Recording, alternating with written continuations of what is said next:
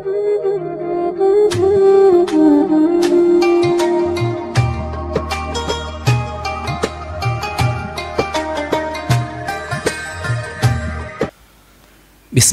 walhamdulillah wassalatu wassalamu ala sayyidina Muhammadin ibni Abdillah wa ala alihi wa ashabihi wa man tabi'ah ila yaumil qiyamah.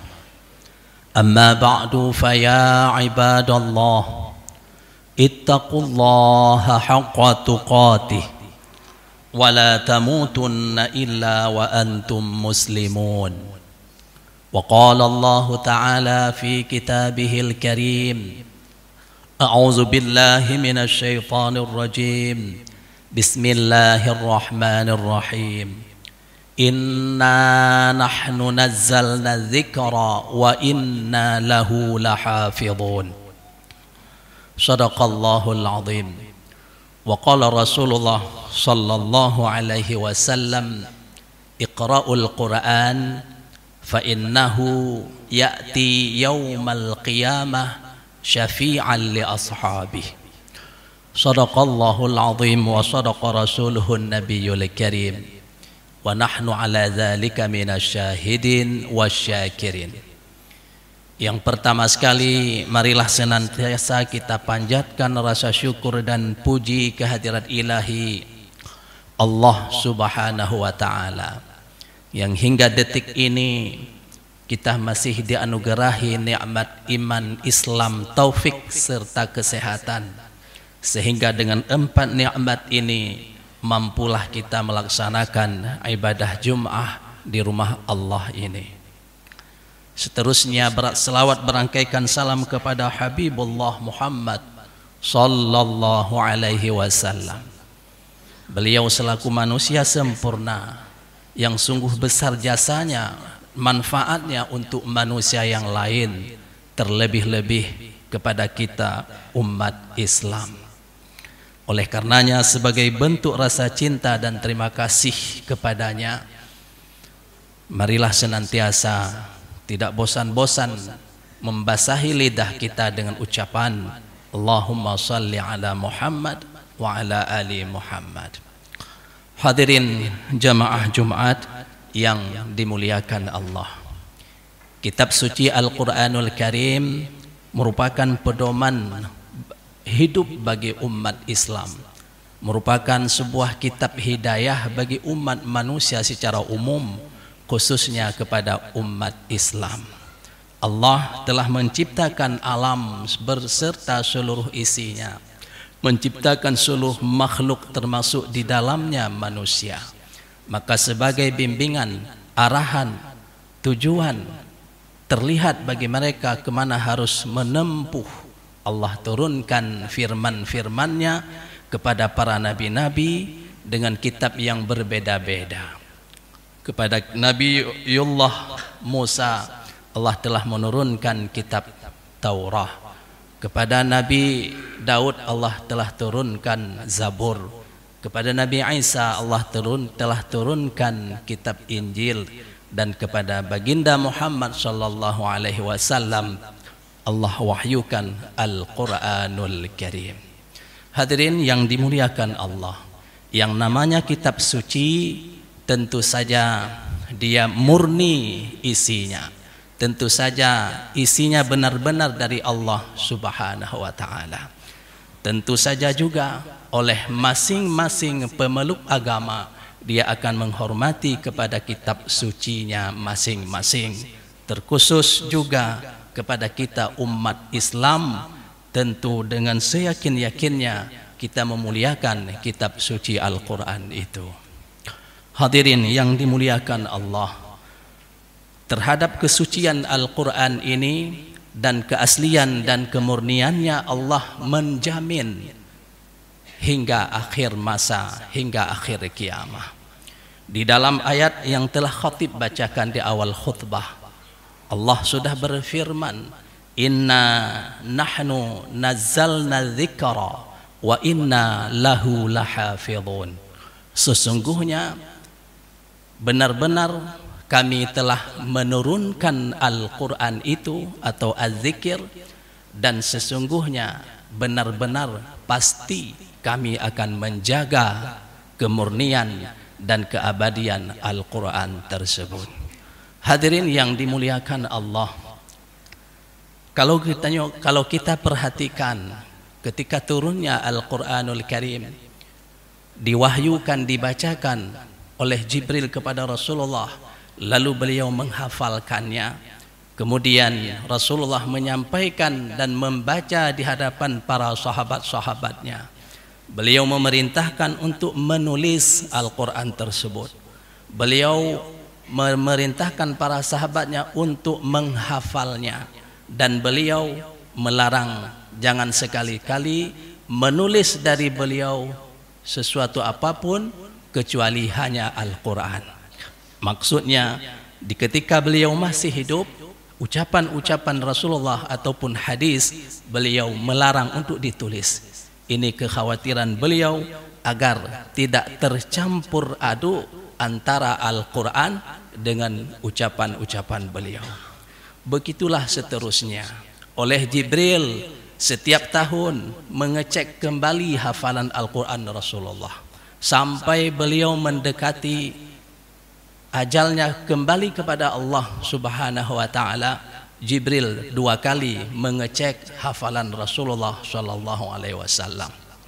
Sebagaimana Jibril mengecek hafalan beliau, maka Rasulullah pun mengecek hafalan para sahabat-sahabatnya yang sudah menghafal. Beliau menyimaknya. Kalau ada kekeliruan, beliau membetulkan dan mengarahkan bacaan-bacaan yang benar. Begitu juga terhadap para penulis-penulis wahyu Allah. Beliau mengarahkan, membimbing, letak surat A di posisinya ini, letak ayat bulan posisinya di surah ini, letak ayat bulan posisinya di surah tersebut. Begitulah seterusnya hingga jadilah Al-Quran seperti apa yang telah kita lihat pada hari ini. Berdasarkan susunan surah pertama Al-Fatihah hingga surah An-Nas, itu bimbingan daripada Rasulullah sallallahu alaihi wasallam. Jamaah yang dimuliakan Allah, begitulah seterusnya pada masa para sahabat Abu Bakar, pada masa Khalifah Umar, Utsman, Al-Quran telah dibukukan dan disimpan dengan baik dan rapi. Jamaah yang dimuliakan Allah, seiring dengan perkembangan zaman, di zaman modern ditemukan mesin percetakan oleh orang Jerman. Al-Quran pun ikut dicetak di Jerman. Hadirin yang dimuliakan Allah, maka dari apa yang telah kita analisa tadi, yang sudah kita perhatikan tadi, ini membuktikan kebenaran daripada firman Allah surah Al-Hijr ayat ke-9 tadi, bahwa Allah yang telah menurunkan Al-Quran ini dan dia menjamin kebenaran dan kemurnian Al-Quran itu sendiri. Hadirin yang dimuliakan Allah, maka oleh karena daripada itu, kita selaku umat Islam yang berpedoman kepada kitab suci Al-Quran akan terusik, akan tersakiti, akan ternodai ketika Al-Quran itu dihina, ketika Al-Quran itu dilecehkan.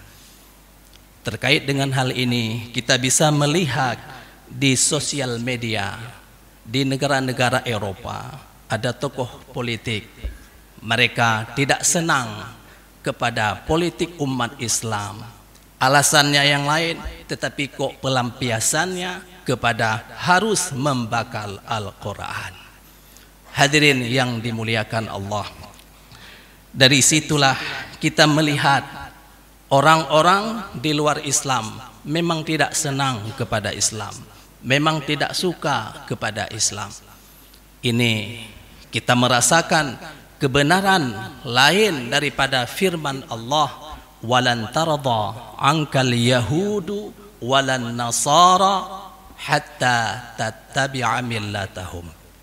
Orang-orang Yahudi, Orang-orang Nasrani tidak akan pernah senang kepada kalian, sehingga kalian mengikuti keinginan mereka, mengikuti cara-cara mereka. Hadirin yang dimuliakan Allah, maka daripada itu kita selaku orang yang mencintai Al-Quranul Karim, kita berhak untuk membela Al-Quranul Karim. Kita berhak mengkaji kitab Al-Quranul Karim. Kita berhak menghafal kitab suci Al-Quranul Karim. Jamaah yang dimuliakan Allah, salah satu kemukjizatan Al-Quran inilah dia bisa bertahan berabad-abad, sudah 1400 tahun lebih, isinya masih tetap murni. Inilah yang membedakan dengan kitab-kitab suci yang lain. Ketika sudah diturunkan kepada nabi-nabi mereka masing-masing, mereka mengubah-ubahnya, mereka menukar-nukarnya, mengkotak-katikkannya sesuai dengan selera mereka, sehingga keaslian itu berpeluang untuk berubah, tidak sesuai dengan yang sebenarnya. Jamaah yang dimuliakan Allah, Al-Quran yang ada di hadapan kita pada hari ini telah dihafal oleh berjuta-juta pemeluknya.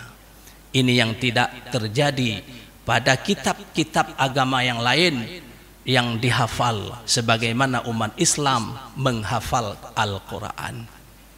Seandainya hari ini para tokoh-tokoh agama bersepakat memusnahkan semua kitab-kitab suci, buku-buku kitab suci mereka, membakarnya, membuangnya ke laut, maka sungguh kitab suci Al-Quran dalam 1, 2, 3 hari bisa ditulis kembali, karena memang dia telah dihafal oleh pemeluk-pemeluknya yang berjumlah jutaan. Hadirin yang dimuliakan Allah, maka daripada itu, biarpun pembenci-pembenci Al-Quran membakar dengan cara membakarnya, dia bertujuan menghinakan Al-Quran, namun Al-Quran itu tetap suci, tetap murni, tetap kekal sampai akhir masa. Hadirin yang dimuliakan Allah, terkait dengan hal ini, pihak-pihak yang tidak senang kepada kitab suci Al-Quran, mereka ada upaya untuk memadamkan cahaya Allah, ada upaya untuk melemahkan agamanya Allah Subhanahu wa taala.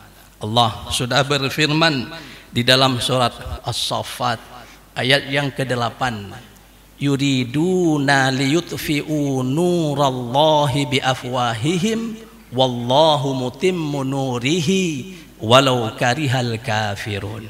Mereka menginginkan untuk memadamkan cahaya Allah dengan mulut-mulut mereka, tetapi Allah justru menyempurnakan cahaya-cahayanya meskipun orang-orang kafir itu benci. Hadirin yang dimuliakan Allah, kalau kita simak sejarah para nabi-nabi yang dahulu, ada nabi, ada musuhnya orang-orang yang kafir. Mereka mengadakan makar, justru dengan makar itulah muncul agama Allah tersebut. Kita melihat sejarah Nabiullah Nuh alaihi salam. Perintah Allah buat bahtera, tetapi orang kafir tidak senang. Mereka membuang hajat ke sana, membuang kotoran ke sana. Tetapi Allah buat mukjizat di sana. Orang buta ingin juga qada hajat di sana, terperosok ke dalam kotoran, justru sembuh dengan peristiwa itu. Akhirnya berbondong-bondong kafir yang lain untuk mengambil kotoran-kotoran tersebut karena sudah terbukti menyembuhkan penyakit. Begitu juga kita melihat Nabi Musa yang ingin dibantai, ingin dihabiskan oleh Fir'aun, dikejar, terdesak oleh lautan, terpaksa beliau masuk ke lautan. Terjadi mukjizat, dengan tongkat beliau pukul laut, terbelah menjadi jalan, beliau lewati, dikejar oleh musuh, Justru dengan itu Fir'aun binasa, Nabi Musa muncul selamat ke daratan. Dan banyak kisah-kisah para rasul yang lalu yang ingin agamanya, cahayanya dihabiskan oleh kafir-kafir, justru dengan upaya itu semakin muncul naik ke depan.